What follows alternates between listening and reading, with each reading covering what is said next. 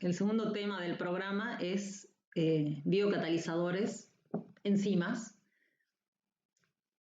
Esos son los biocatalizadores, las enzimas. Entonces vamos a ver todo lo que hace referencia a los biocatalizadores. Les voy a empezar compartiendo la presentación de la clase que ustedes tienen disponible en el Moodle para que vayamos avanzando en el tema.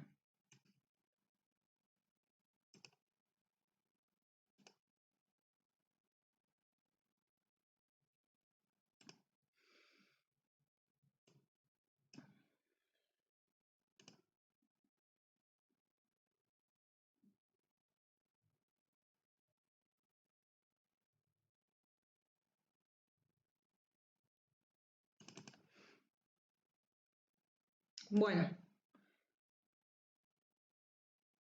los biocatalizadores. Vamos a relacionar con el tema anterior, ¿por qué la materia no está en el menor estado energético? Esta es una gran pregunta que nos hacemos si pensamos, de acuerdo a las leyes de la termodinámica, que la entropía va en aumento, el desorden va en aumento, y que las reacciones que se ven favorecidas desde el punto de vista termodinámico, de las leyes de la termodinámica, que rigen al mundo tal cual lo conocemos, serían las que ceden energía, las que pierden energía, es decir, las exergónicas. Si hablamos en términos de calor, las exotérmicas. Si hablamos en términos de sistemas vivos biológicos, hay que referirse al término exergónicas. Es decir que, como pueden ver acá en este gráfico, si medimos la energía libre de una reacción a lo largo del tiempo. A ver, esperen que voy a poner el puntero.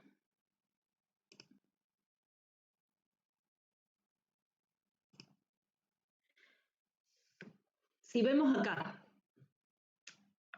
que medimos la energía libre de una reacción a lo largo del tiempo, vamos a ver que hay un cambio de energía, ¿sí? Entonces, acá está escrita en forma de ecuación, de A va a pasar a B, ¿sí?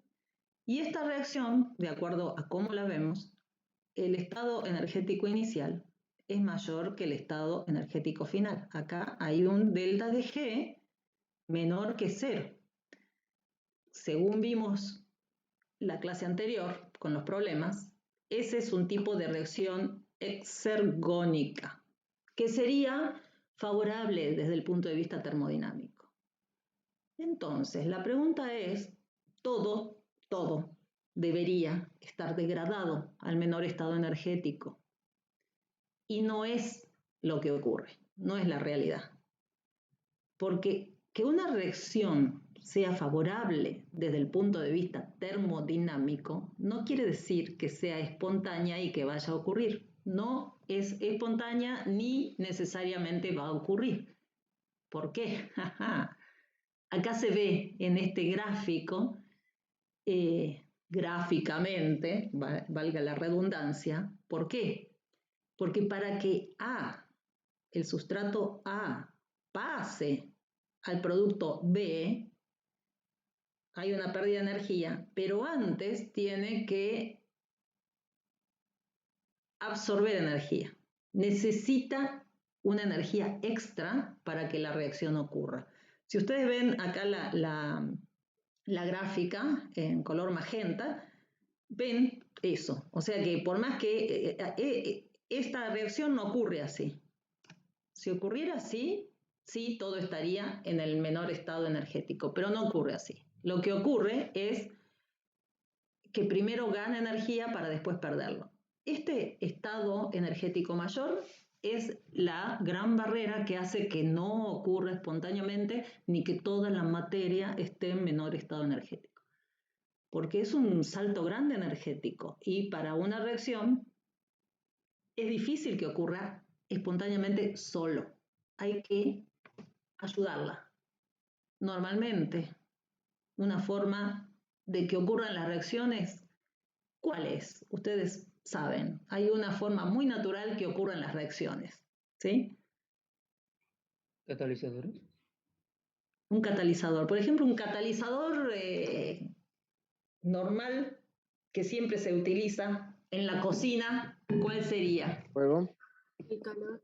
El calor. El calor es un catalizador por excelencia. O sea, el catalizador por excelencia es el calor. Pues nosotros impulsamos muchos cambios químicos y físicos de la materia calentando. Si no, piensen cuando están haciendo cualquier cosa en la cocina que le tienen que dar calor para que ocurra ese cambio, por ejemplo. Si yo quiero moldear un hierro, le tengo que dar calor para poder moldearlo y cambiarlo. O sea, el calor sirve para muchas transformaciones y cambios que de otra forma no ocurren. Entonces, el calor sería un catalizador. Entonces, si yo a esta reacción le diera calor, podría ocurrir. ¿Sí? Y de hecho en los tubos de ensayo probablemente ocurra. Pero nos encontramos con el problema de la vida, que la vida necesita tener un calor estable. No puede haber grandes variaciones de calor en un sistema vivo porque las estructuras no resisten tanto calor. O sea, hay un límite máximo que los sistemas biológicos pueden resistir.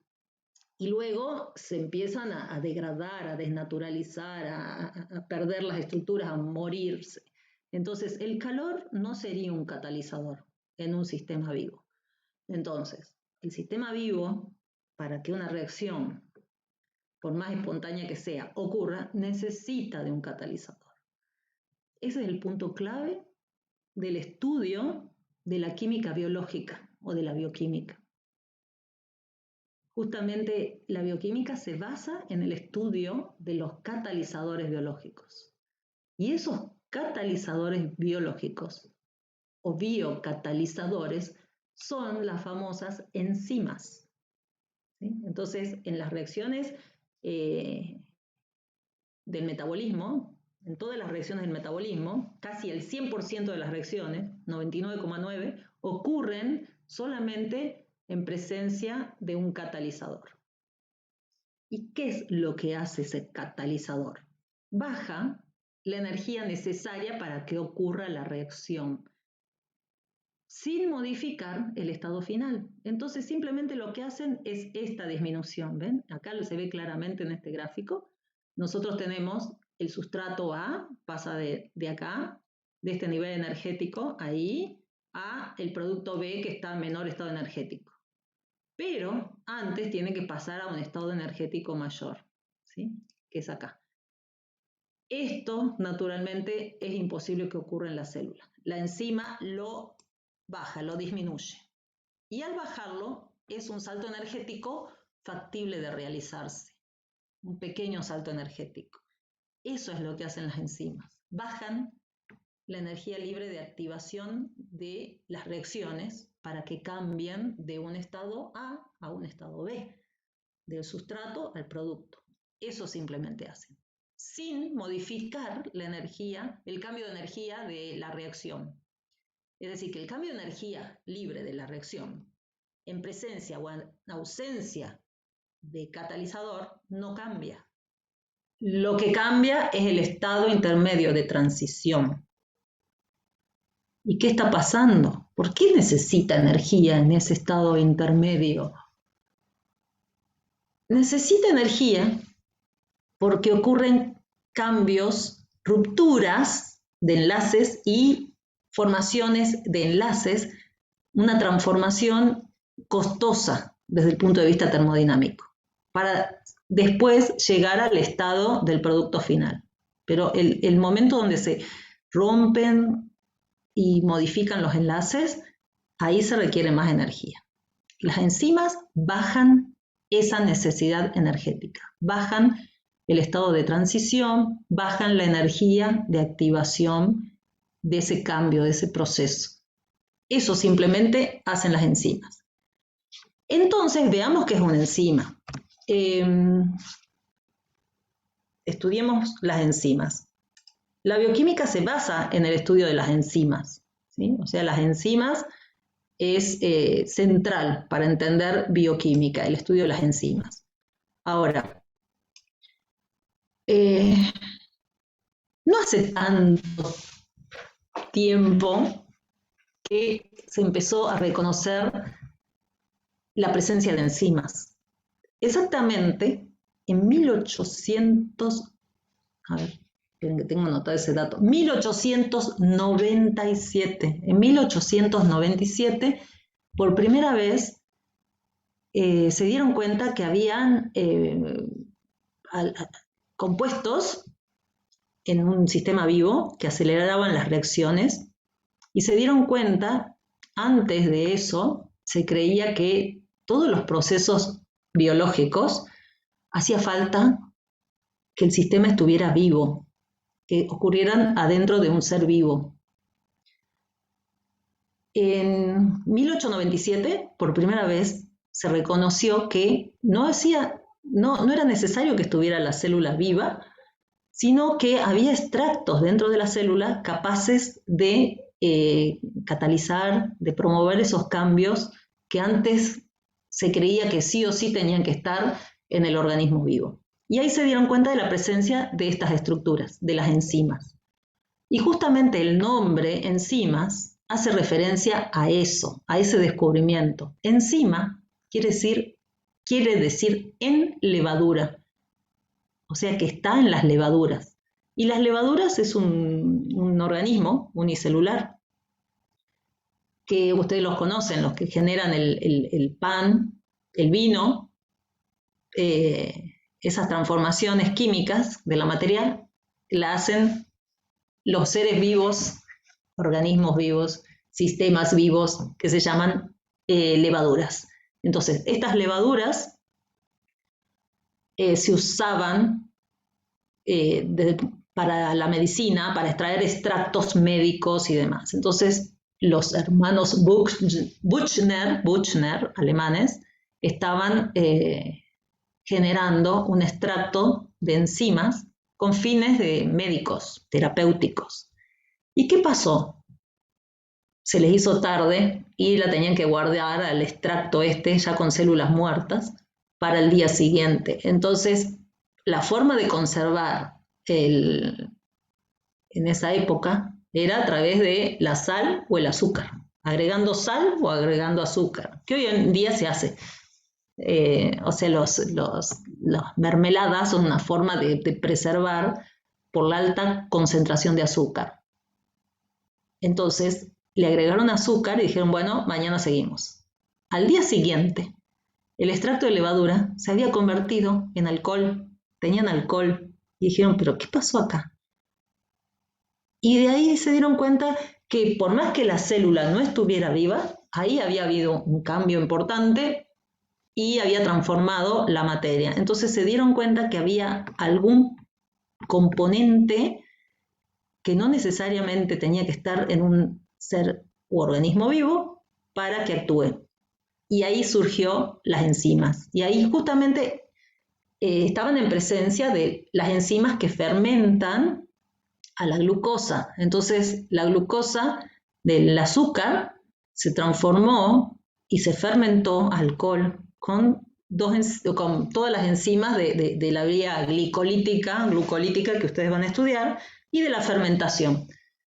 Espiruvato, descarboxilasa, alcohol deshidrogenasa, para nombrarles solo dos. Y son las enzimas, y por eso genéricamente se las conoce a partir de acá como enzimas.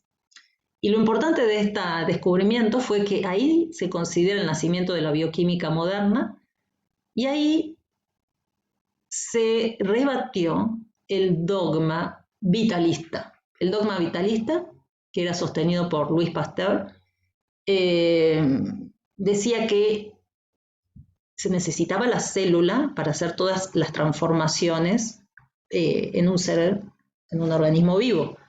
Y se dio por sentado que no, porque esto no había células y habían ocurrido transformaciones típicas que ocurren en los organismos vivos. Entonces fue un hecho muy importante y una hito, una bisagra, un antes y un después. A partir de ahí se empezaron a estudiar en forma exponencial todas las enzimas.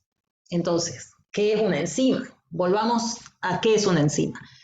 Lean acá, son catalizadores biológicos que aceleran las reacciones metabólicas que ocurren en los organismos vivos. Es muy simple esa definición y es así. Simplemente eso hace una enzima. Un catalizador biológico acelera reacciones del metabolismo, ¿sí? Estructuralmente, ¿qué son? La mayor parte de ellas son proteínas, ¿sí? Esto es fundamental. El 99, no sé, o más, 99,5, 99,9 son proteínas. Es decir que hay otras enzimas que no son proteínas, que son de ácidos de ribonucleicos, de ARN. Pero ahora nos vamos a concentrar en la gran mayoría que son de proteínas. Entonces, son proteínas con propiedades catalíticas, elaboradas por las células, eso sí, que pueden ser reguladas y son altamente específicas. Estas condiciones son importantes. Las enzimas, en realidad, se generan en cada célula a partir de la información genética. Es decir, que la información genética, el código genético, lleva el mensaje para elaborar todas las enzimas de una célula. ¿Sí? Directamente el código del ADN genera proteínas. Y entre las grandes cantidades de proteínas tenemos las enzimas. Entonces, ahí ya tenemos una regulación. Está regulada por la propia generación a partir del material genético. Es una regulación genética. Y también hay regulaciones más inmediatas a nivel metabólico que las vamos a ir viendo de a poco. Entonces, otra cosa importante, son altamente específicas, porque en un organismo vivo las reacciones tienen que ocurrir ordenadamente y específicamente cada reacción con su sustrato específico. Eso es gracias a la estructura proteica de la enzima, que normalmente, 100%, son de estructura globular. Estructura globular quiere decir que es globosa, es como una pequeña esfera. Y esa esfera tiene sitios en distintas partes de su estructura, imagínensela como una esfera tridimensional, y en esos sitios tienen los lugares precisos, específicos, que es el sitio activo. Entonces el sitio activo, ahí ocurre la transformación y el sustrato que tiene que ser transformado, los sustratos entran a ese sitio activo y ahí son transformados. Entonces ahí en el gráfico, bueno, después pueden ver la presentación, es un ejemplo simplemente, una de las tantas enzimas, que es la que para biosintetizar el almidón, que es la almidón sintasa. Entonces acá ven una secuencia de glucosas que este enlace puede ocurrir gracias a la presencia de la enzima amilosa, el ensamblaje de una glucosa a otra y a otra es gracias a que hay presente la amilosa. Veamos acá. Este meme me encanta porque realmente pueden ver, las enzimas están representadas como esferas celestitas, están en todos lados, porque esto no puede ocurrir el metabolismo ni en la vida si no hay enzimas. Entonces las enzimas búsquenlas, que la van a encontrar en todos lados. Entonces acá ven a partir de dónde sale la información, de la célula, del núcleo de la célula. Entonces a partir del núcleo de la célula, mandando la información, se sintetizan las las enzimas, ¿dónde? En el lugar de síntesis, que son los ribosomas, acá ven saliendo las esferitas de los ribosomas, y bueno, y van a ir a distintos lados de la célula. Ahora, eso está expresado en esta ecuación, ¿sí? Esta es la forma de expresar una reacción catalizada por una enzima. Entonces, acá tenemos enzima, expresado por E, y S quiere decir sustrato. O sea, ya les dije 10.000 veces que los reactivos no. Ahora, cuando hablamos del metabolismo, ya nos olvidamos de los reactivos y ahora vamos a hablar de los sustratos, pues son sustratos de una enzima. Entonces, nosotros usamos el término sustrato, y de ahí la S. Entonces, se forma el complejo enzima-sustrato, porque la enzima interactúa, el sustrato interactúa con la enzima, y luego se genera el producto, se libera el producto y la enzima se libera en forma inalterada. Esa es la ecuación general. Ahora veamos cómo se las nombra primero y cómo se las clasifica. Cuando empezaron los estudios de enzima, le empezaron a poner nombres triviales, como el que le acabo de decir, amilasa. Pero eso se empezó a complicar cuando empezaron a descubrir más y más y más enzimas. Entonces, esa forma de nombrar las enzimas se dejó, que era simplemente agregando el sufijo asa a el sustrato sobre el cual actuaba esa enzima, como amilasa. Bueno, eso ya no va. Se siguen usando, las clásicas que recibieron esos nombres se siguen usando en forma histórica, pero no es la forma sistemática. Luego surge ese nombre sistemático, que se nombra de acuerdo a la reacción catalizada. Por ejemplo, glutamato oxalacetato transaminasa. Ese es un nombre sistemático. Glutamato oxalacetato transaminasa. Entonces se pone la reacción glutamato oxalacetato y ¿qué hace? Transaminasa. Se quedaron cortos. Otra vez. Era un lío, porque hay varias, hay diferencias, hay algunas glutamato oxalacetato transaminasa, con pequeñas diferencias una con otra, entonces se empezaba a complicar.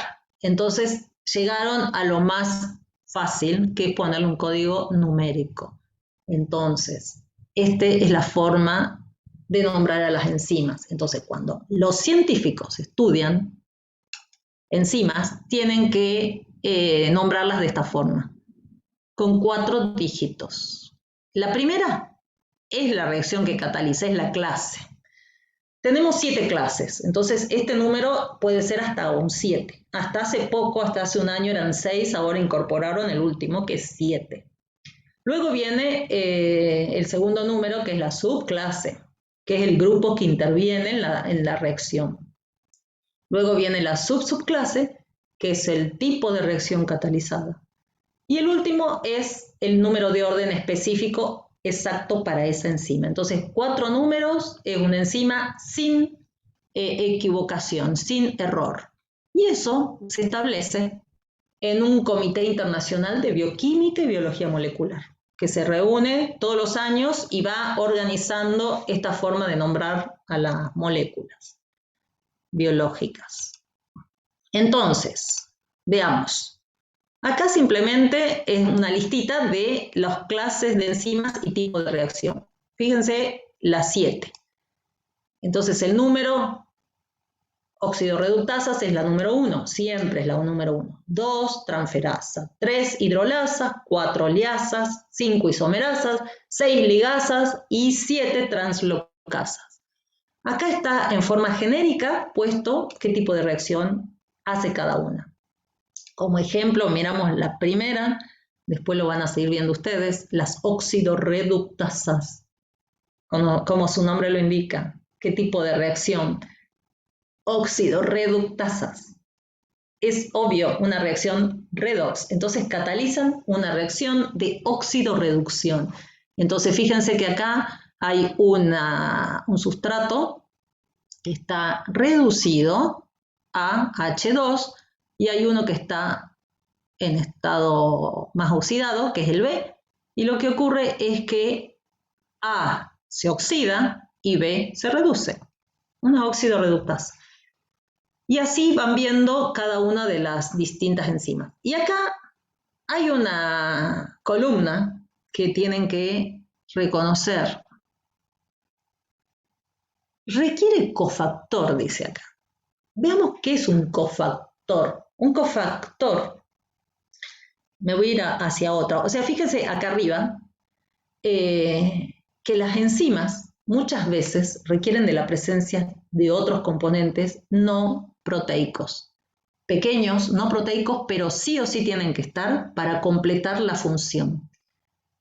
A eso se los llama cofactores. Entonces, hay veces que no solamente requieren la estructura proteica, sino que requieren de otro componente. Eso sería el cofactor, que no es proteico, es de otra naturaleza química.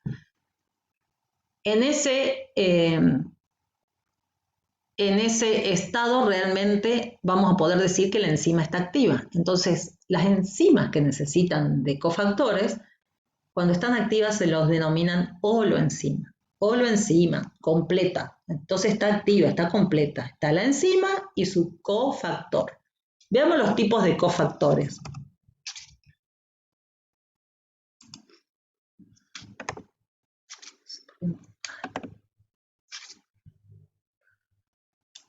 Está. Estas son los... Ahí está, eso quería llegar. Veamos qué tipos de cofactores hay. Bien.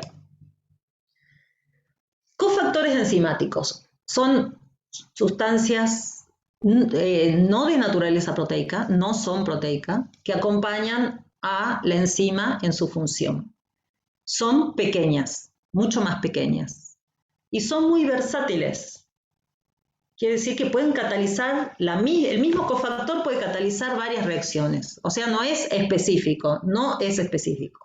La enzima es altamente específica con su sustrato. Los cofactores no son específicos.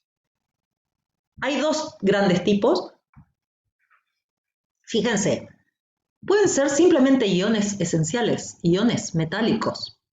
Esos son cofactores y se los denomina activadores. O sea, cuando por ejemplo la enzima para polimerizar el ADN, el material genético, sí o sí requiere magnesio. Si no hay magnesio presente, no se replica el ADN. ¿Sí? Es así. Entonces, el magnesio es un activador del ADN polimerasa. Tiene que estar presente en el medio.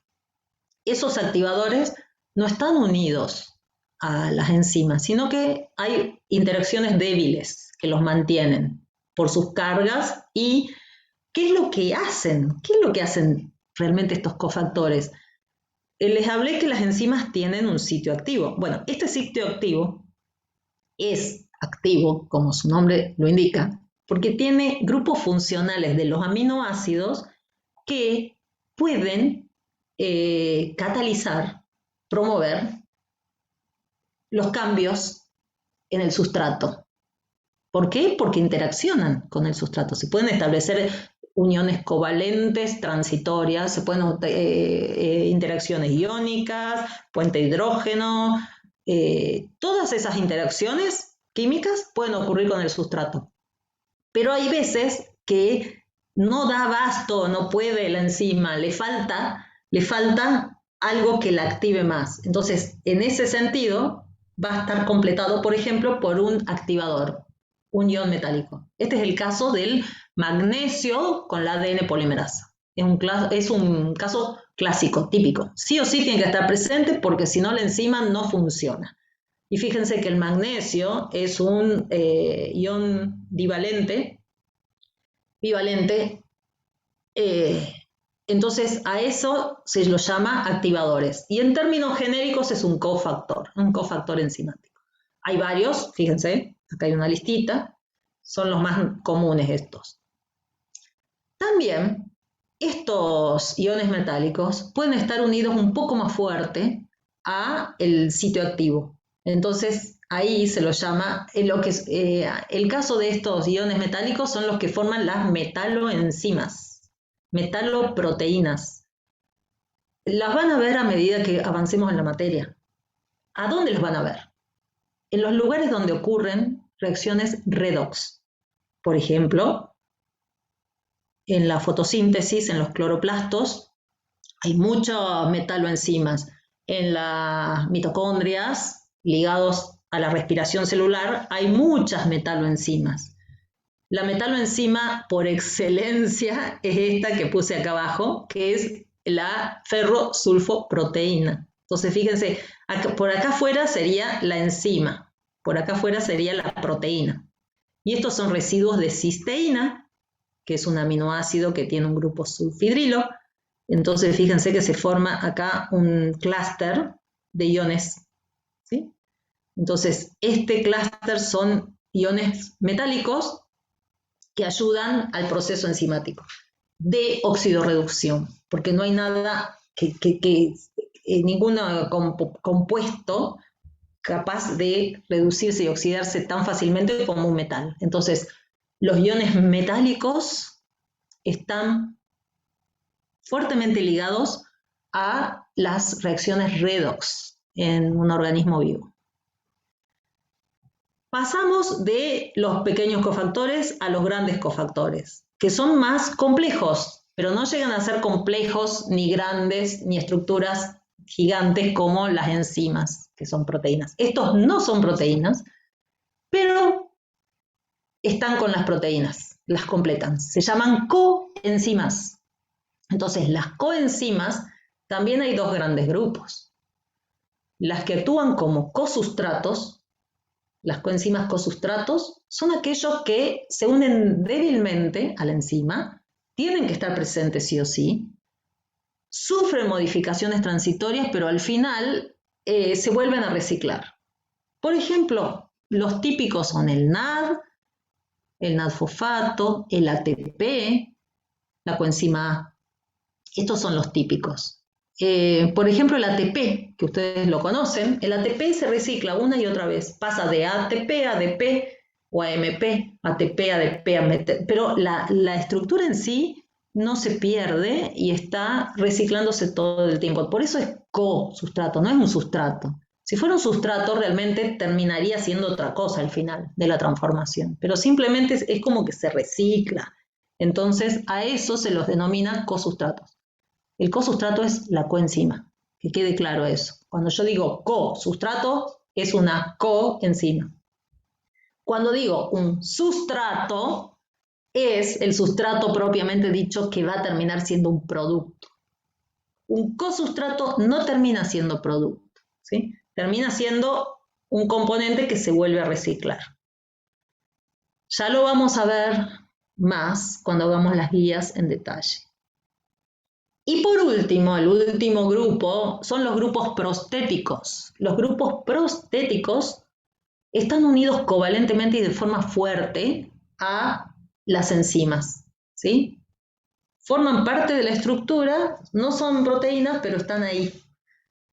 Los típicos son el FAD, flavina adenina dinucleótido, el FMN, flavin mononucleótido, el TPP, pirofosfato de tiamina, el piridoxalfosfato. Ya los van a ir viendo en las reacciones. Pero lo que me interesa de esto, que no se olviden que los cofactores completan a las enzimas y sepan reconocer los tipos de cofactores que hay. Bien, esto lo van a ver solos, yo no voy a ver nada de esto. Esta clase está y la pueden ver ustedes. Ahora lo que quiero que nos vayamos al estudio de las enzimas. ¿Sí? ¿Alguna pregunta hasta acá? Nada. Bueno, las enzimas son catalizadores biológicos. Entonces, lo que hacen es activar las reacciones, hacer que ocurran más rápido. Entonces, ¿qué hay que estudiar? Hay que estudiar su velocidad. ¿Cuán rápido aceleran una reacción? ¿Cómo es este procedimiento? ¿Cómo?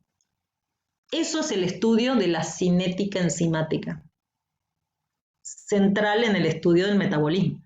Entonces, ahora vamos a entrar a la parte de cinética enzimática.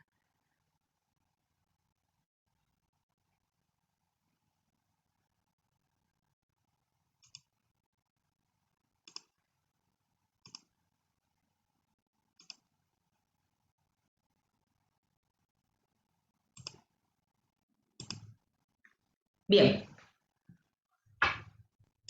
veamos. Antes que nada, volvamos a la estructura tridimensional. Son globulares, son proteínas globulares de alto peso molecular. Es decir, que son macromoléculas complejas globulares que tienen distintos sitios. El sitio más importante es el sitio activo, que normalmente está dentro de cada enzima. Acá simplemente vamos a hacer una relación estructura-función. En el pasado se tenía la idea que era de esta forma. La reacción entre el sustrato y su enzima era como una llave con su cerradura. Perfecto, pic, calza y se hace la transformación. Después se vio que no cerraba con los estudios cinéticos, este tipo de modificación de complejos y de modelo perfecto, ¿sí? Llave cerradura. Entonces se vio que en realidad el modelo es lo que se llama del ajuste inducido, este de la derecha, ¿sí? Este es el modelo que se acepta totalmente hoy, que simplemente, porque las enzimas son estructuras con un sitio activo que tienen grupos funcionales que reaccionan y se adaptan. Se pueden unir a otros compuestos. Y es lo que ocurre cuando viene el sustrato, entra en el sitio activo, la enzima se adapta al sustrato. Entonces fíjense que la enzima está como en una posición acá. Cuando entra el sustrato, se ajusta al sustrato. Entonces, a eso se llama el modelo del ajuste inducido. Cuando la enzima no es exactamente igual el sitio activo complementario al sustrato, sino que se ajusta. ¿Qué tipo de interacciones? Todas las interacciones, ¿sí? Ahí tienen la listita: puente hidrógeno, interacciones iónicas, fuerzas de Van der Waals, interacciones hidrofóbicas. Todos este tipos de reacciones ocurren cuando la enzima se acompleja con su sustrato, ¿sí? Entonces, esto genera los cambios. Pero cuando medimos la velocidad, vemos que hay distintos factores que afectan la velocidad de una enzima. Básicamente son 4 los factores. Es temperatura. Es fácil pensar que la temperatura va a afectar la actividad. El pH, también es sencillo imaginarse que el pH va a modificar. ¿Por qué? Bueno, los otros son temperatura, pH, concentración de sustrato e inhibidores. Son los 4 factores principales que afectan la actividad de una enzima. La temperatura, esto en realidad ocurre cuando la estudiamos en tubos de ensayo, porque normalmente en los organismos vivos la temperatura se mantiene bastante estable, pero podemos ver que la mayor parte de las enzimas tienen un máximo alrededor de entre los 35 y 40 grados, diría yo. Luego, ¿qué pasa? Si sigo aumentando, abruptamente cae la actividad. ¿Por qué cae la actividad? ¿Alguien sabe por qué cae la actividad? ¿Por qué ocurre eso? A ver, ¿por qué venimos aumentando y si decimos que el calor es un catalizador? Entonces, activa estas reacciones enzimáticas, pero llega un punto que se desvanece, desaparece. Alrededor de los 50 grados, 45, 50 grados, adiós. ¿Qué es lo que pasa? ¿Quién me dice? ¿Nadie sabe? Acá en el chat están respondiendo. Cristian dice, se desnaturaliza a partir de los 40 grados. Joaquín, desnaturaliza porque las enzimas son proteínas, a altas temperaturas se pierde la estructura cuaternaria y terciaria. Muy bien, perfecto, es lo que ocurre. Entonces, como son proteínas, tampoco resisten altos calores. Entonces, ahí hay un límite. Con el pH, ¿qué es lo que ocurre? El pH, sobre todo, incide sobre el estado activado del sitio activo. Entonces, el sitio activo tiene que estar activado y eso, para estar activado, los grupos funcionales tienen que estar ionizados o en el estado que tienen que estar para que puedan interactuar con su sustrato. Y eso se consigue a un pH. ¿Sí? Entonces, el pH fisiológico que todos conocemos es alrededor de 7. Entonces, ese va a ser el pH más óptimo para la mayor parte de las enzimas. En la célula ocurre casi todo a pH 7, salvo en algún organelo como el peroxisoma, podemos decir, o el lisosoma, que tiene enzimas hidrolíticas y que está a un pH más bajo, pero normalmente el 99% ocurre a un pH 7, y acá lo ven en este gráfico. ¿Sí? A un pH 7 es la máxima actividad. Y después, obviamente, hay enzimas que se excretan hacia el exterior para cumplir roles específicos, por ejemplo, la enzima del estómago, que funciona mejor a pH 5, que es el pH del estómago. Entonces depende dónde cumple su rol la enzima, pero la gran mayoría es a pH fisiológico, a pH celular, que es alrededor de 7. Avancemos. Este es central en el estudio de las enzimas. ¿Cómo influye la concentración de sustrato? ¿Por qué es central en el estudio de las enzimas? Porque cuando nosotros estudiamos el metabolismo, cuando los científicos quieren investigar y develar cómo ocurren las reacciones biológicas, tienen que tener idea de las concentraciones reales de sustratos en la célula. Entonces, justamente, ¿por qué? Porque saben que esa cantidad de sustrato va a ser la adecuada para que la enzima actúe eficientemente. Entonces, indirectamente, estudiando la concentración de sustrato o estudiando lo que necesita una enzima para transformar mínimamente y en forma eficiente ese sustrato a un producto, se pueden dar idea de el nivel bastante preciso que está cada sustrato presente en una célula.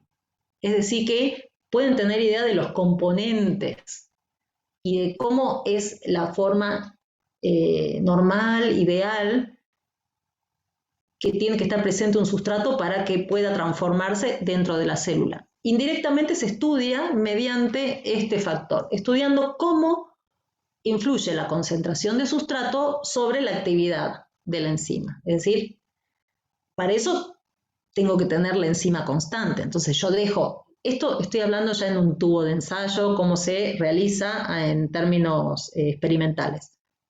Para saber cuál es la concentración de sustrato óptima, tengo que dejar la enzima constante, porque cuanto más enzima tenga, si yo aumento la enzima, voy a tener más sitios activos, voy a tener más velocidad, porque en menor tiempo esa cantidad de enzima va a transformar más producto.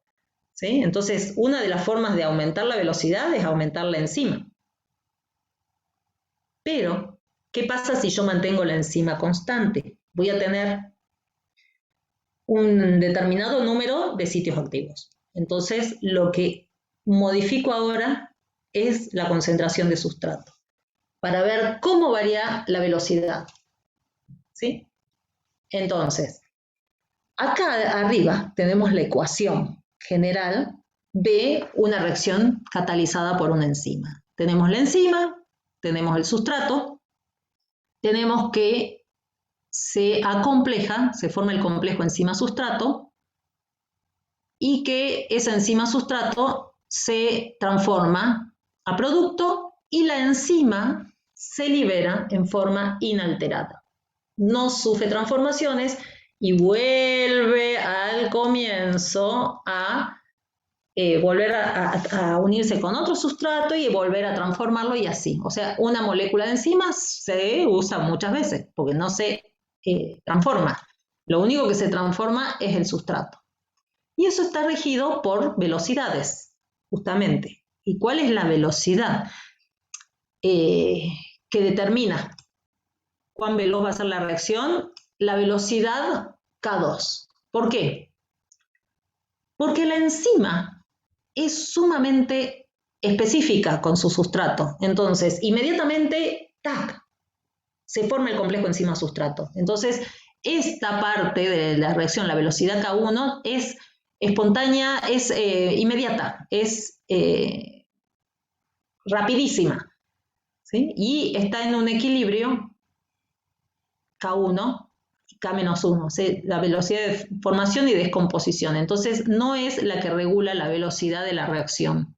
La velocidad de la reacción está regulada por K2, que es la verdadera transformación, donde ocurre la transformación química. Entonces, K2 va a ser el regulador de la velocidad acá.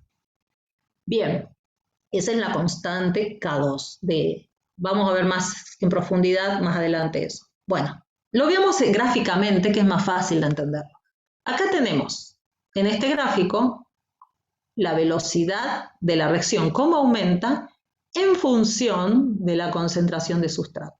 Entonces, a medida que aumento la concentración de sustrato, aumenta la velocidad de reacción, pero no en forma infinita. Acá tengo que mantener la enzima constante. Entonces, cuando mantengo la enzima constante, va a haber un momento que las moléculas de enzima van a estar trabajando a full, es decir, todas acomplejadas con su sustrato, y por más que agregue sustrato, no hay forma de acelerarlo porque todas las enzimas están ocupadas y están realizando su rol. Entonces, ahí llegamos a la velocidad máxima, cuando todas las enzimas están acomplejadas con su sustrato. ¿Sí? Entonces, ese es un parámetro cinético que me da idea de cuánta enzima hay presente. Entonces, estoy hablando de una actividad máxima, una velocidad máxima de la cinética. Entonces, acá se reconocen, a medida que aumenta la concentración de sustrato, aumenta en forma proporcional la velocidad. Es una típica reacción de orden 1. Aumenta una, aumenta la otra. Cuando llega a un valor asintótico, no aumenta, por más que aumente un factor, no aumenta el otro. Entonces estoy en una reacción de orden 0. Bien, eso se lo puede trabajar matemáticamente. Y así lo hicieron Leonor Michaelis y Maud Menten, que es un hombre, Leonor Michaelis, y una mujer, Maud Menten, dos científicos, desarrollaron una forma matemática de poder que se ajusta a este tipo de reacción, de gráfica. ¿Sí? Entonces, ¿qué es cómo se comportan la mayoría de las enzimas? No todas, pero gran parte de las enzimas se comportan con esta cinética. Es decir, que generan este tipo de gráficos. Y este tipo de gráficos los podemos expresar de esta forma matemática. Y esta es la ecuación que desarrollaron Michaelis-Menten. Por eso se llama ecuación de Michaelis-Menten, en honor a los dos científico y científica que desarrollaron este modelo matemático. Hasta hoy se usa, es la forma mejor de expresar este tipo de reacción enzimática. Entonces se le dice, esta es una enzima micaeliana, porque sigue este patrón. Cuando aumento el sustrato, aumenta en forma proporcional hasta que llega a un máximo, que es la velocidad máxima. Entonces, ¿qué se reconoce acá? ¿Cuáles son los parámetros cinéticos? Los parámetros cinéticos que medimos son dos. Uno es la velocidad máxima, que es acá arriba, el término de arriba, que ya lo expliqué, que depende de la concentración de la enzima, va a llegar a un punto donde no va a aumentar más. Entonces, esa es la velocidad máxima. Entonces, la velocidad máxima por la concentración de sustrato sobre el Km más la concentración de sustrato. El segundo parámetro cinético que se mide es este. ¿Sí? Entonces, fíjense que está directamente relacionado con la concentración de sustrato. ¿Sí? Entonces, es un factor importante, concentración de sustrato. El Km. Km es la constante de Michaelis-Menten. ¿Sí? La constante de Michaelis-Menten que relaciona la velocidad de desaparición del complejo enzima-sustrato, que sería K la menos 1 más K2, sobre la velocidad de aparición del complejo enzima-sustrato. Esa es la constante de Michaelis-Menten. Entonces, es el segundo término, parámetro cinético que hay que averiguar para estudiar una enzima. V máxima y Km. Ahora, desde el punto de vista matemático, es difícil saber cuándo se llega a la velocidad máxima, porque nunca estamos seguros si llegamos o no llegamos. Fíjense en este gráfico.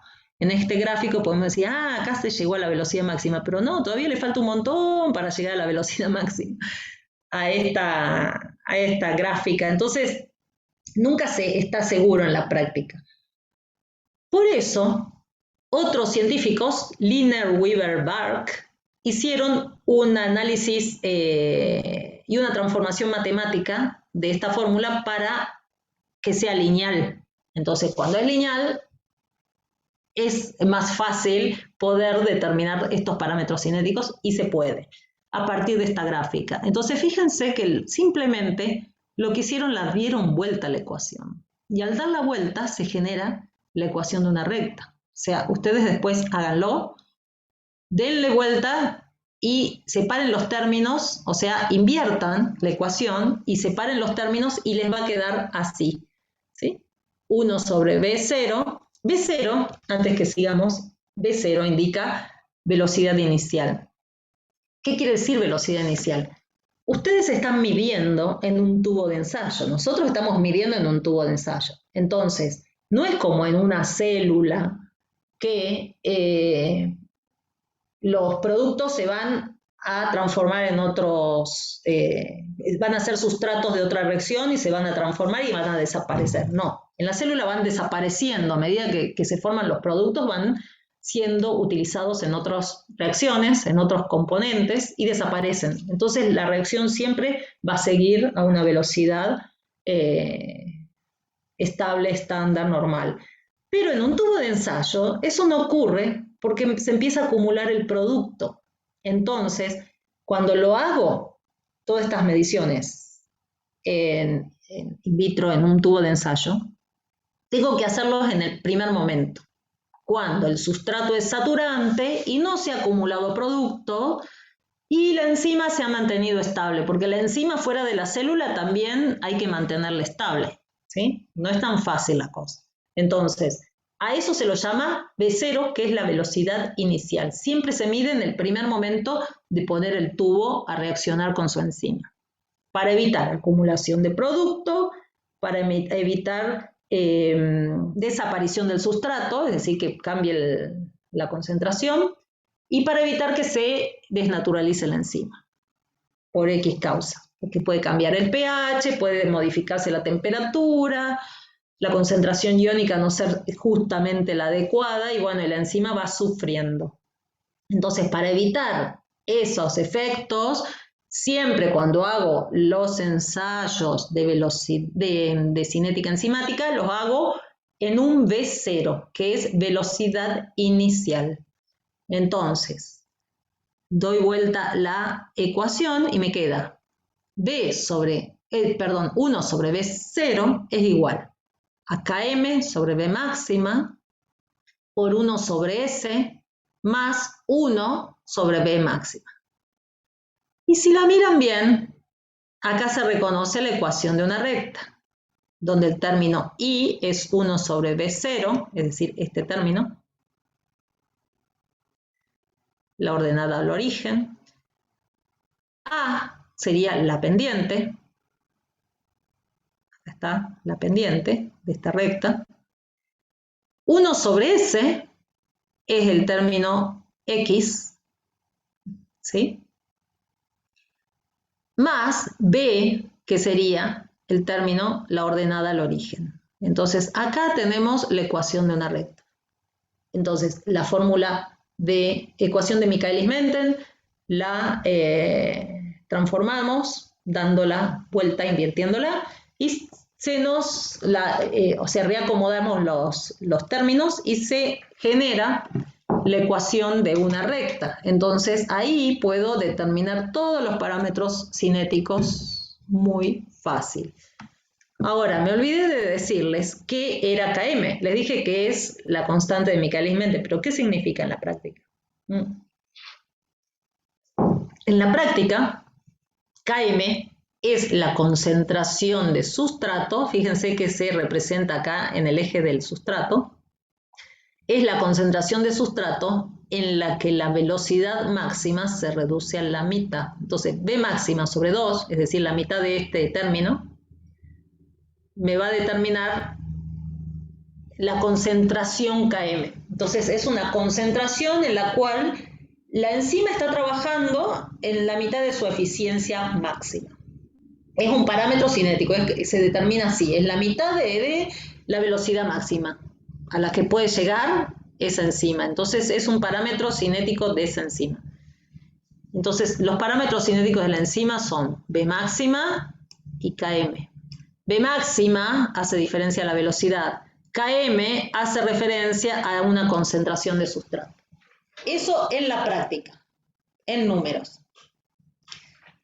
Bien, y con eso se trabaja en las enzimas. Entonces, fíjense que acá cuando hice los dobles recíprocos con la ecuación lineal, fácilmente puedo conocer esos términos, porque hago la experimentación.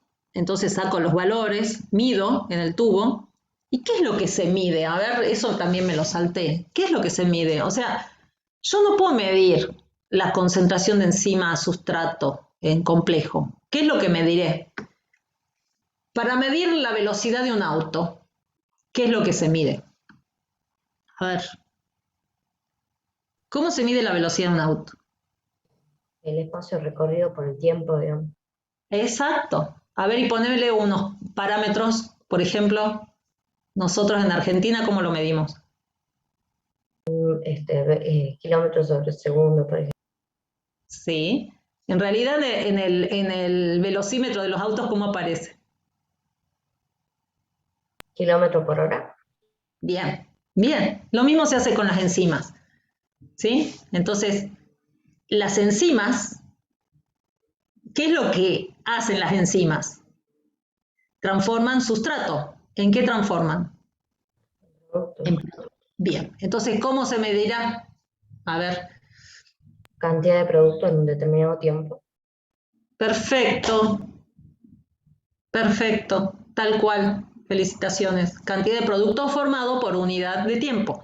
Entonces, esa es la forma de expresar una medida de velocidad, de una acción, de una enzima sobre su sustrato. Cantidad de producto formado por unidad de tiempo. Hay veces que es difícil medir el producto y es más fácil medir la desaparición del sustrato, porque las características de ese sustrato. Pero es la misma forma, o sea, o la desaparición del sustrato por unidad de tiempo o la aparición de producto por unidad de tiempo. Una de dos. De acuerdo a cuál es más fácil de medir en el laboratorio, porque hay que medir la cantidad de sustancia efectiva que se genera o que desaparece, se establece para una enzima u otra qué es mejor medir.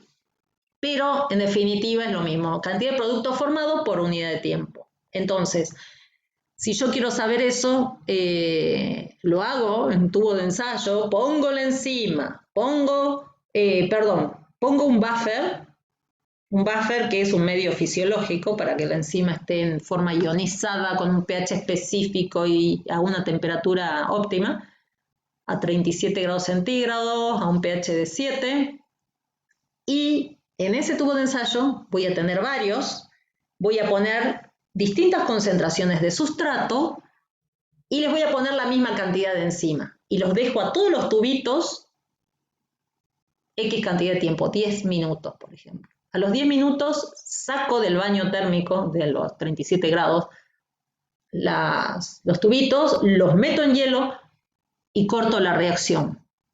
Entonces, al cortar la reacción, bajo la temperatura o le meto algún componente que inactive la enzima, luego busco una reacción, alguna forma que pueda medir el producto.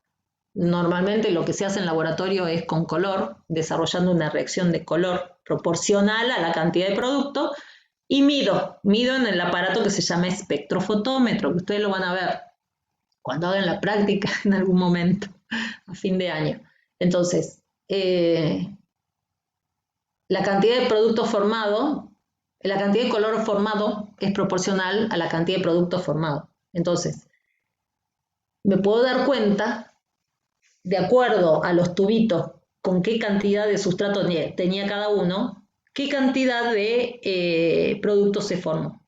Entonces voy a poder construir esta gráfica. Entonces voy a tener acá puntitos, puntitos, puntitos, que representan eso justamente, la cantidad de producto formado en ese tiempo específico, de acuerdo a las distintas concentraciones de sustrato. Entonces voy a tener acá ubicado y eso me va a generar una recta. Entonces prolongo la recta hacia los valores negativos y voy a obtener los dos parámetros. En el lugar donde se corta la ordenada al origen voy a tener 1 sobre B máxima, entonces eso me va a dar un valor. A partir de ahí despejo B máxima, o sea, este valor lo tengo que despejar. Y a partir de donde se cruza el eje de 1 sobre S voy a tener menos 1 sobre KM. ¿Sí? O sea, cuando 1 sobre B se hace 0, el valor, si yo esto lo pongo 0 y despejo 1 sobre S, voy a ver que en ese momento toma el valor de menos 1 sobre KM. Eso se hace con esta fórmula matemática. Despejando, o sea, igualando a 0 y despejando. Y voy a obtener en ese valor, cuando 1 sobre B máxima es 0, 1 sobre S es menos 1 sobre KM. Después lo van a hacer ustedes. Bien. Y ahí terminamos con la parte del tercer factor importantísimo, que es la concentración de sustrato. ¿Qué hora es? A ver. Que no quiero salir de aquí, estoy viendo solo la presentación. ¿Alguien me puede decir la hora? 9:36. Ah, bien, bien. Entonces voy bien. Bien, entonces, esto que es complejo, lo van a terminar de entender bien cuando hagan los problemas. Una vez que hagan los problemas, ahí se les va a cerrar la idea y van a darse cuenta cómo se trabaja con esto. Ahora parece algo muy difícil, pero no lo es. Simplemente hay que poner valores y calcular. Entonces ahí uno empieza a entender. Eso lo van a hacer el jueves. Ahora, veamos el cuarto valor, el cuarto factor. El cuarto factor es el efecto de los inhibidores. Los inhibidores son importantísimos en el estudio de las enzimas y en las regulaciones biológicas del metabolismo. Naturalmente, existen inhibidores, están presentes en la célula y las enzimas se pueden inhibir de distintas maneras. Y ese tipo de inhibición es una forma de regular las enzimas. Por eso es importante el estudio de los inhibidores. No solamente regular, sino interactuar con otros organismos. Sin ir más lejos, piensen en las bacterias. Las bacterias se autoinhiben unas con otras cuando compiten. ¿A través de qué? ¿Qué generan las bacterias? Que, aleluya, la usamos nosotros para vivir 100 años. ¿Qué es un inhibidor enzimático? A ver. Que nosotros, los vivos humanos, usamos para vivir 100 años. ¿Cuál es el inhibidor enzimático generado por una bacteria o un hongo? ¿Nadie sabe?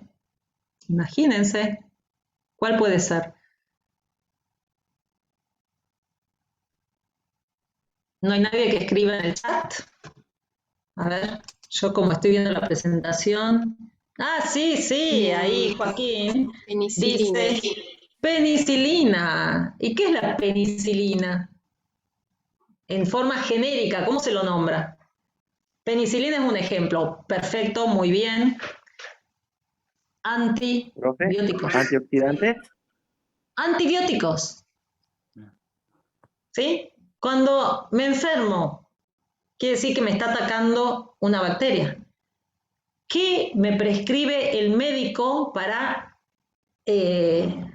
inhibir y curarme, para inhibir esa bacteria, esa enfermedad? Lo que estoy haciendo es inhibiendo las enzimas de esa bacteria. O sea, imagínense lo importante que es un inhibidor, ¿sí? Entonces, cuando los seres vivos, organismos vivos, compiten unos con otros, se van inactivando con la generación de inhibidores enzimáticos. Eso hacen las bacterias. Entonces, las bacterias generan un montón de antibióticos, que lo llamamos nosotros. El primero que se descubrió fue la penicilina, que no es un hongo, no es una bacteria, es un hongo, también o una levadura. Penicillium. O sea, todos los microorganismos, la forma de competir entre ellos es generar inhibidores enzimáticos. Lo que hacen es una lucha para poder prevalecer y en un medio adecuado. Nosotros utilizamos esos inhibidores para poder combatir nuestros propios atacantes, que son microorganismos también. Entonces, los inhibidores son inhibidores enzimáticos. Y si no, lean los prospectos de los remedios que le prescriben, los famosos antibióticos, lean y se van a dar cuenta que son todos inhibidores enzimáticos cuando lean el prospecto. Actúa inhibiendo tal enzima, actúa inhibiendo tal otra, todos inhiben enzimas. Bueno, esa es una lucha por la supervivencia a nivel biológico, que nosotros somos tan vivos que la podemos usar para nuestro beneficio. Pero los organismos desaparecen directamente. Cuando uno prevalece sobre el otro, un microorganismo, hablando de mal y pronto, lo hace acá, es a través de los inhibidores enzimáticos. O sea, lo hace desaparecer. Hay uno que compite mejor porque tiene mejor inhibidor de una enzima del otro, y a ese organismo no le hace nada porque justamente tiene una forma distinta de esa enzima. Entonces, es una lucha por la supervivencia. Los antibióticos son inhibidores. Las plantas no generan antibióticos, pero las plantas generan inhibidores para relacionarse con otros seres vivos. Por ejemplo, las solanáceas, que sabemos que son tóxicas para muchos organismos vivos, generan alcaloides que inhiben las enzimas proteolíticas de los insectos que se lo quieren comer. Entonces, un insecto quiere comer la hoja de una solanácea y hay un inhibidor de la enzima digestiva de ese insecto. Inhibidor enzimático, ¿sí? Entonces, se indigesta, se envenena gracias a que la planta le dio un inhibidor. Eso es solamente un ejemplo de millones de ejemplos que podríamos hablar sobre los inhibidores. Entonces, son fundamentales los inhibidores. Y no solamente a nivel de interacciones ecológicas, bióticas ecológicas entre distintos organismos vivos, sino en el mismo organismo vivo. O sea, cada uno tiene una forma de inhibir sus propias reacciones, ¿sí? Porque es una forma de regular el metabolismo. Y hay inhibidores que son reversibles y otros que son irreversibles. Ahora vamos a hablar sobre los reversibles. Los irreversibles son los que inhiben permanentemente a la enzima, normalmente lo que hacen se unen covalentemente y queda inactiva la enzima, no puede volver atrás. Son los venenos.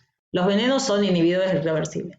Los reversibles son aquellos que la acción se puede revertir. Entonces veamos ese tipo de inhibidores reversibles.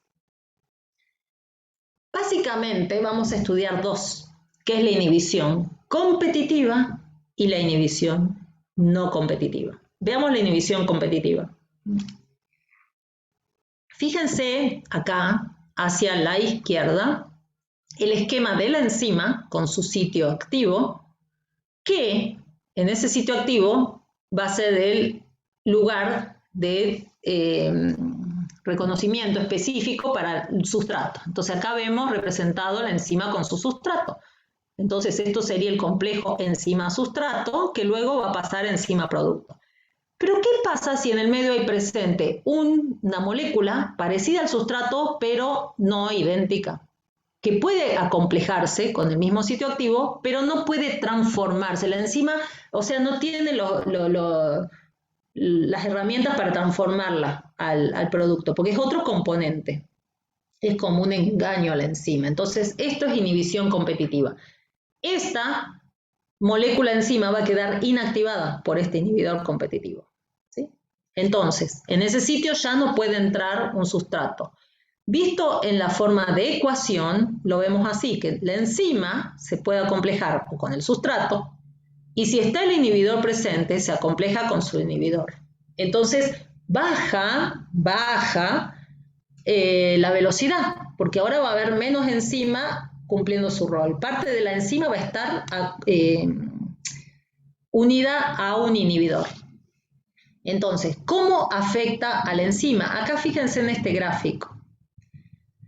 Vemos la velocidad inicial de la reacción en función de la concentración de sustrato. La negrita es la sin inhibidor. Entonces, esta es la forma normal de la reacción, como vimos antes. A concentraciones de sustrato baja es proporcional. A medida que aumenta el sustrato, aumenta la velocidad, hasta que llega a la velocidad máxima. Cuando está presente el inhibidor, lo que ocurre es que voy a necesitar mayor concentración de sustrato para llegar a la misma velocidad, ¿sí? ¿Por qué?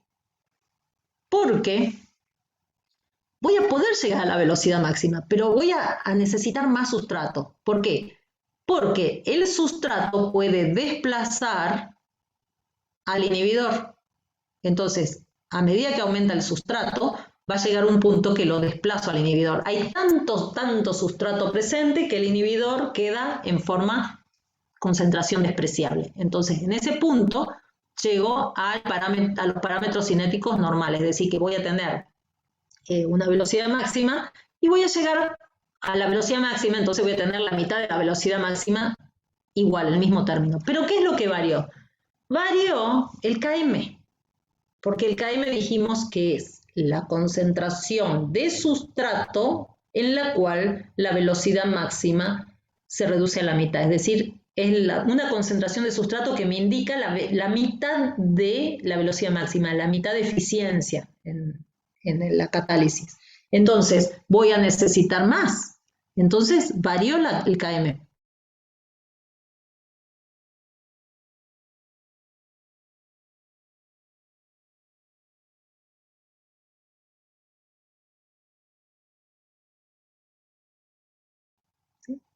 El Km aumenta, que me da una idea, el Km, de la afinidad de la enzima por su sustrato. O sea, cuanto más pequeño el Km, voy a necesitar menos sustrato para llegar a la mitad de la velocidad máxima. Quiere decir que es inversamente proporcional.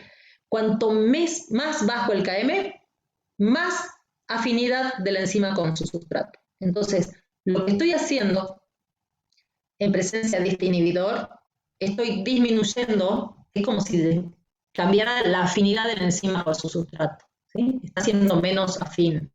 En términos así relativos, estoy bajando la afinidad de la enzima por su sustrato, porque la enzima ahora está distraída con el inhibidor. Entonces, el Km aumenta. Entonces, estos son los parámetros cinéticos que se miran para saber qué tipo de inhibición es. Si ven estos parámetros cinéticos, es una inhibición competitiva, ¿sí?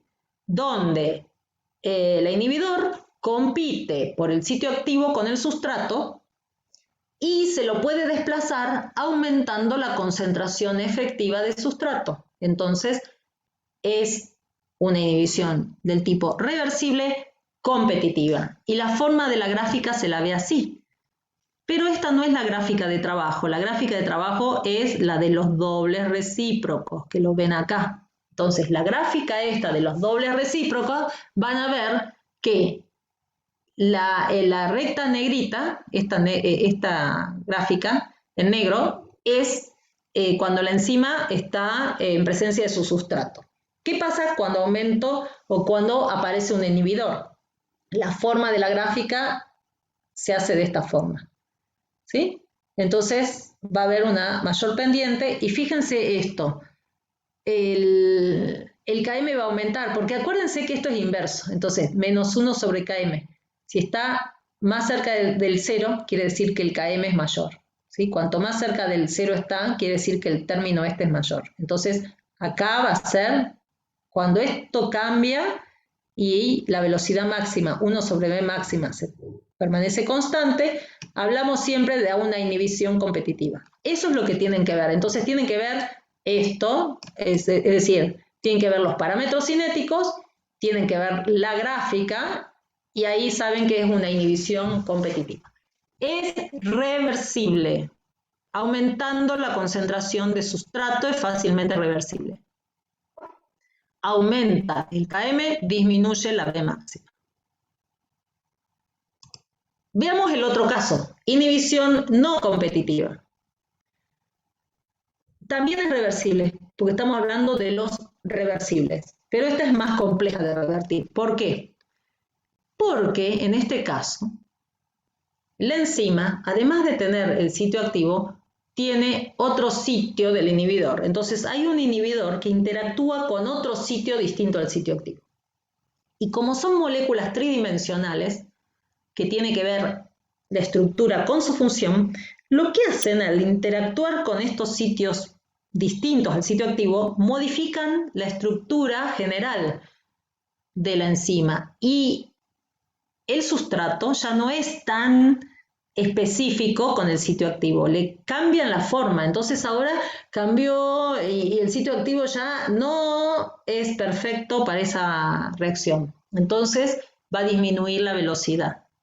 ¿Sí? Entonces fíjense acá, está hecho en esquema, acá vemos que en una situación que no hay inhibidor presente, actúa como siempre la enzima con su sustrato. ¿Qué pasa cuando aparece el inhibidor? El inhibidor puede acomplejarse al sitio del inhibidor, ya sea en el estado que la enzima está con su sustrato, lo mismo se puede unir, o cuando está libre. Entonces aparecen estas dos estructuras. En términos de la ecuación lo podemos poner así, ¿sí? Enzima más inhibidor queda inhibida, enzima sustrato con el inhibidor queda inhibido.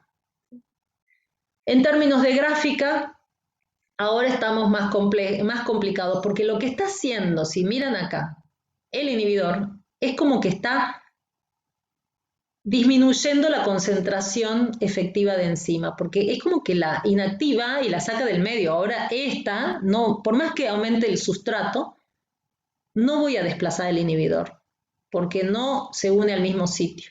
Entonces esta no es desplazable por el sustrato, ¿sí? Entonces, ¿qué es lo que estoy haciendo? Estoy bajando la concentración efectiva de moléculas de enzima.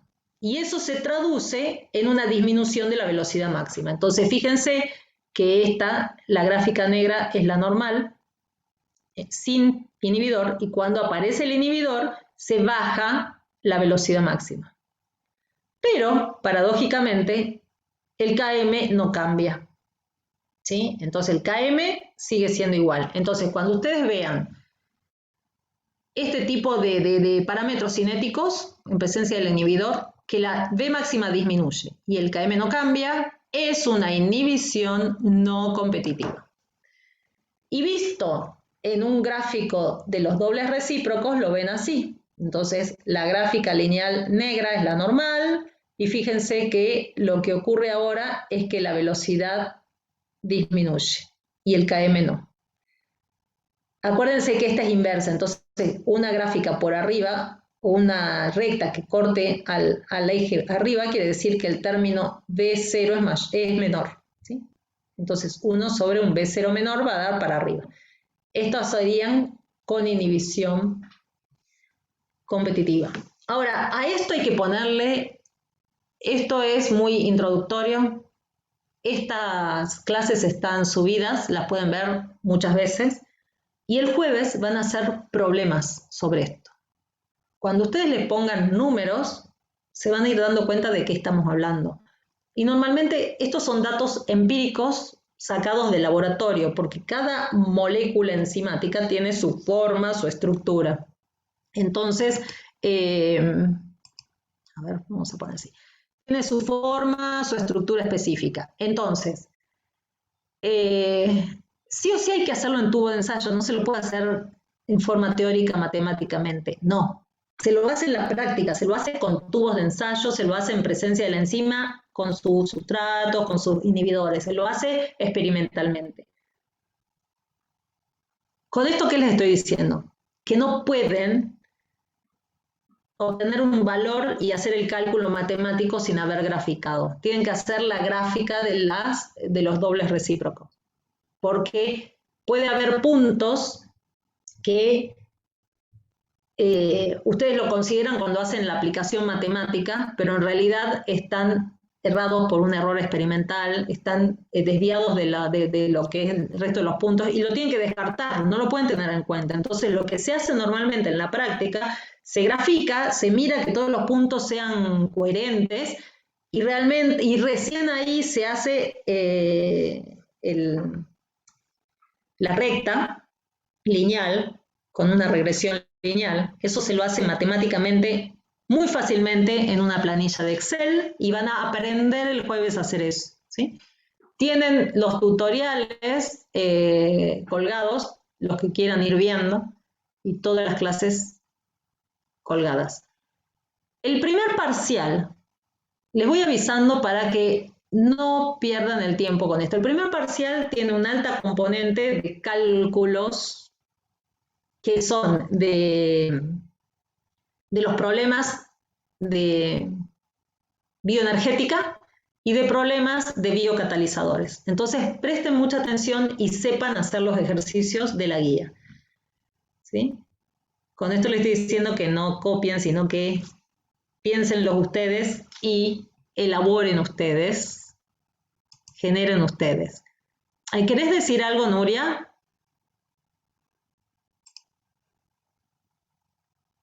A ver. ¿Alguna recomendación?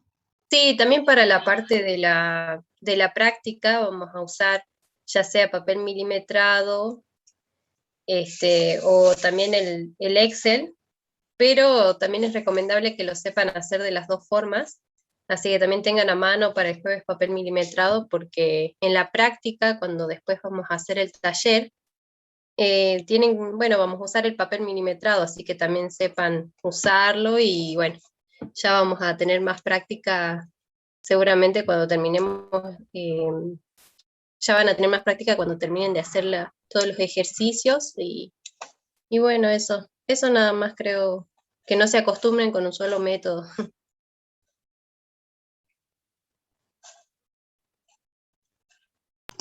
Perfecto. ¿Alguna pregunta?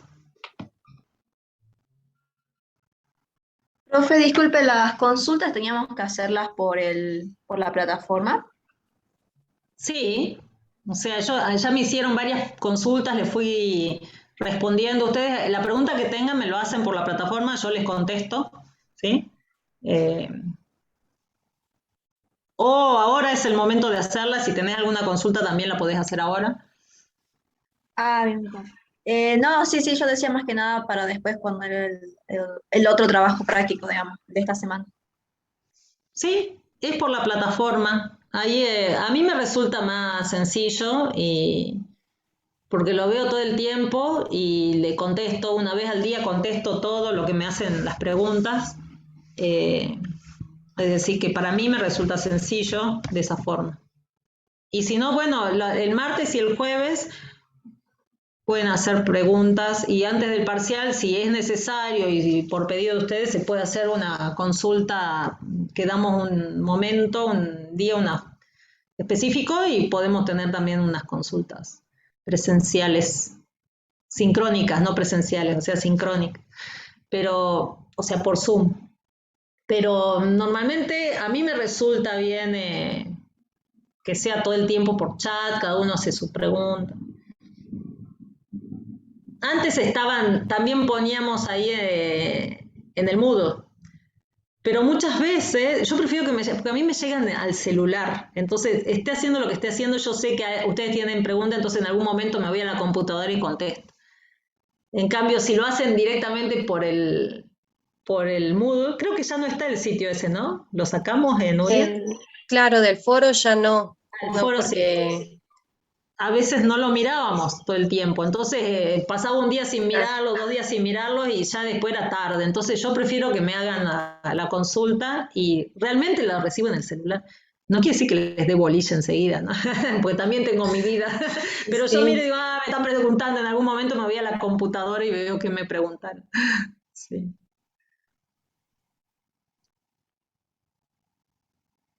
O sea que quédense tranquilos que las consultas las recibo en el celular. Es decir, que cuando estoy afuera descansando un rato, lo mismo los tengo a ustedes en la cabeza ahí.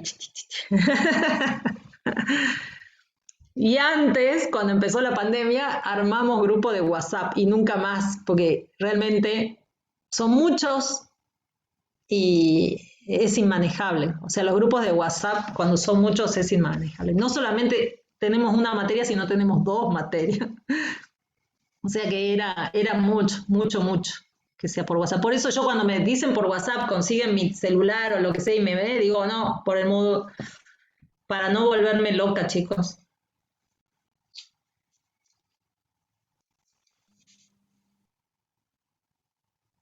Bueno, profe, gracias. ¿Algún otro comentario? ¿Alguna duda?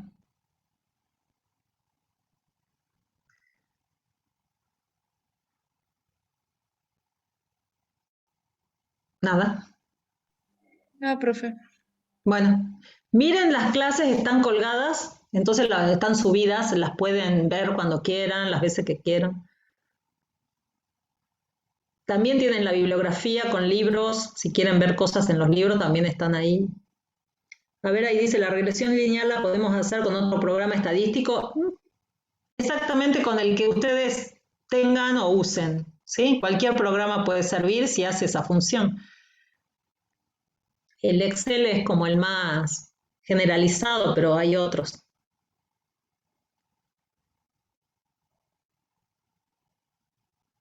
¿Algo más? Nada más.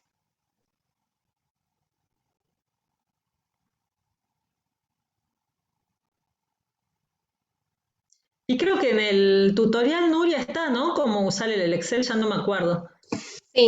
sí, en el tutorial lo que van a encontrar es los 2 métodos, ya sea por Excel o en papel milimetrado, cómo realizar las gráficas.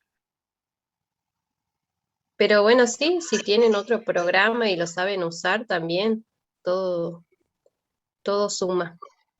Uh-huh.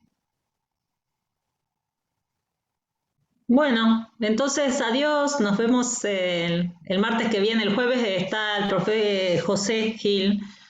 Creo que van a estar con él el jueves. Bueno, profe, muchas gracias. Bueno, profe, gracias. Al final pudieron todos con lo de bioenergética, ¿no? Sí. Ay, qué bueno. Nos sentimos halagados. La mayoría sí entregaron como un poco más de 80, pero también se comunicaron conmigo por el tema de extender el plazo, Sí. así que, bueno, les extendimos el plazo hasta hoy a la noche. Sí. Profe, ¿hay algún tipo de devolución individual o solamente es una devolución general, digamos, de los trabajos prácticos? Es general, porque ¿qué hacíamos antes? Pero no funciona. Antes son muchos, son demasiados y nosotros no damos abasto, o sea, no podemos hacer las correcciones. Entonces, antes habíamos dicho, bueno, corregimos 5 y sobre esos 5, luego subimos alguno que esté bien, el mejor, y el resto hace autocorrección, pero no tiene sentido. Entonces dijimos, no, mejor lo que vamos a hacer, el trabajo de ustedes lo tenemos nosotros y pegamos un vistazo, vemos cómo van yendo. Pero en realidad lo que hacemos es subirles uno que está perfecto hecho por nosotros. Entonces ustedes tienen y pueden comparar, hacer lo que se dice una autoevaluación, autocorrección. Entonces van comparando con sus resultados y ahí está explicado bien y dice por qué exactamente. Porque si corregíamos sobre algunos hechos por ustedes, algunas cosas quedaban completas, otras incompletas, otras expresadas no tan bien. Entonces decidimos hacerlo nosotros desde el del vamos. Entonces ahora lo que van a tener es un modelo que es como lo hubiésemos hecho nosotros, que sabemos un poco más. Quizás. Bueno, quizás sí, espero que sí. Entonces, el que van a tener es modelo hecho por la cátedra. Gracias, Y lo profe. vamos a subir cuando todos se entreguen.